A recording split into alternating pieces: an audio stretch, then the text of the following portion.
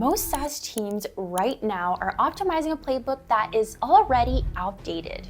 Pipeline is slowing down, churn is ticking up, and close rates are flattening with no obvious explanation.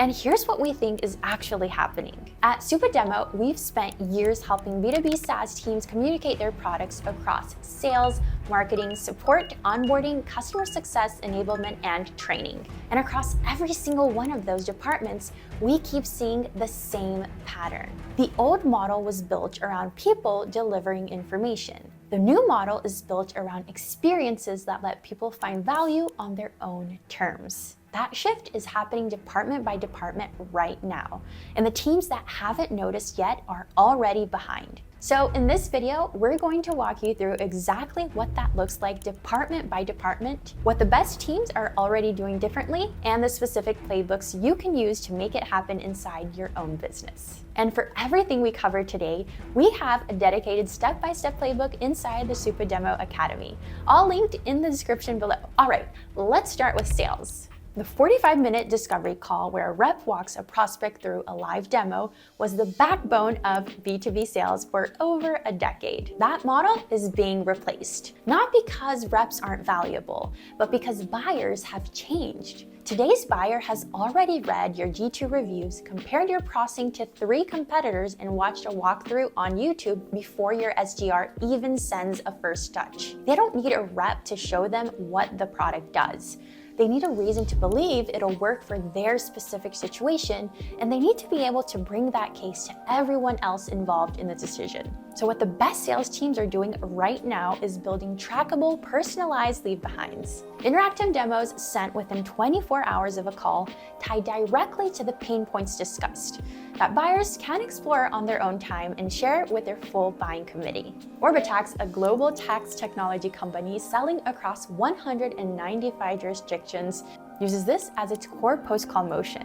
Their sales team shares context-specific interactive demos with internal champions who then distribute them to other decision makers without a rep needing to be in the room. The result is faster deal cycles and deals that stop stalling while waiting for a follow-up call. The teams still running a one-size-fits-all demo to every prospect in the pipeline are leaving deals on the table they don't even know they're losing. Now, let's talk about marketing because this one is big. The PDF one-pager, the slide deck, the passive explainer video, these were the workhorses of B2B marketing for years.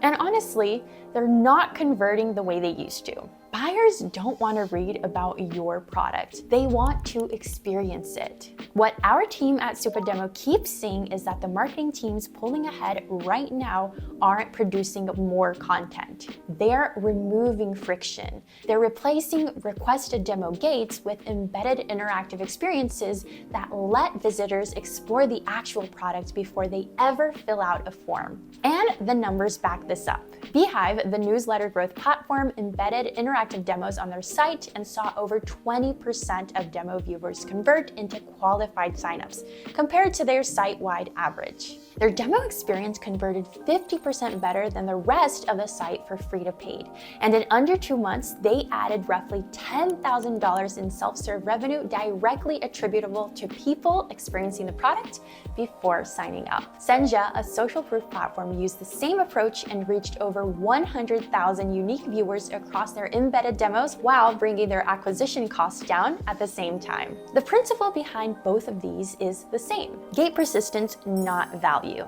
Let people experience what your product does and only ask for a commitment once they've already seen the point. Next up is customer support. Text-heavy support docs have a dirty secret. Most people don't read them. They skim until they get confused, then open a ticket anyway. The result is a support team buried in questions that a well-built help center should have already answered. What's replacing this is visual, interactive, step-by-step guidance embedded directly inside the documentation. Instead of reading 10 paragraphs about how to set up an integration, the user clicks through a walkthrough that shows them exactly what to do at each step.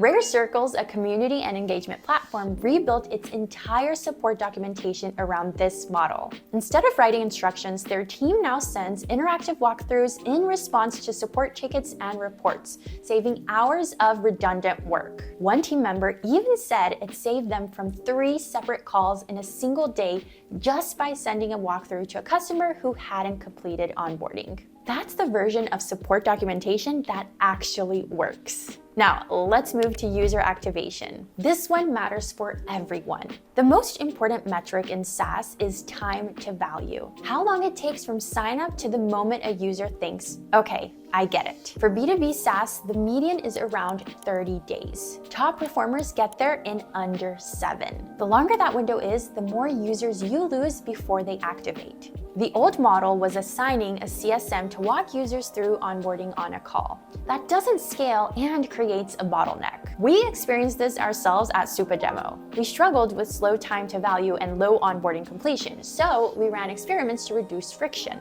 We increased activation by 20%, reduced time to first value by 39%, and improved onboarding completion by nearly 10%. The biggest driver wasn't adding more steps. It was removing them and replacing passive instruction with interactive self-serve flows. When users can activate themselves, your activation rate increases, your CSM team gets time back, and users who reach out are ready to expand, not stuck on step 1. Now, let's talk about customer success. Most CS teams operate reactively. A customer gets frustrated, opens a ticket, and a CSM steps in to fix the relationship. That's expensive and doesn't scale. The best teams are building proactive enablement libraries, organized collections of interactive demos and guided experience customers can access anytime to learn features, onboard teammates, or expand usage. Verify, platform for geoscience teams, implemented this and reduced content production time by 75%,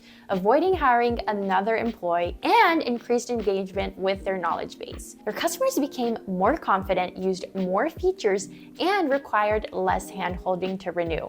High NRR doesn't come from a bigger CS team. It comes from customers who understand what they bought. Now for sales enablement. Not long ago, demos lived entirely inside the sales team. An AE recorded something, sent it, and that was it. No tracking, no iteration, no visibility. That's changing. Enablement and RevOps leaders are now treating demos like revenue assets with metrics, version control, and optimization. Which demo converts best? Where do prospects drop off?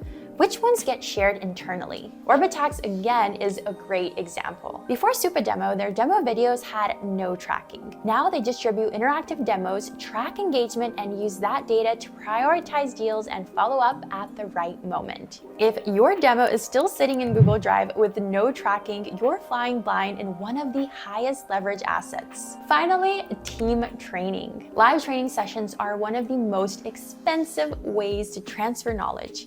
They require coordination, don't scale, and disappear if someone misses them. The alternative is async interactive training. Rev.io cut its training team size by 50% while maintaining output and reduced content production time from weeks to hours. Bullhorn reduced course publishing time from a month to under 2 weeks and saw higher engagement because people prefer interactive workflows over passive content. Async training isn't just convenient. It builds teams that can learn without depending on a calendar invite, which becomes critical as you scale into larger organizations. So, across every department, the pattern is the same.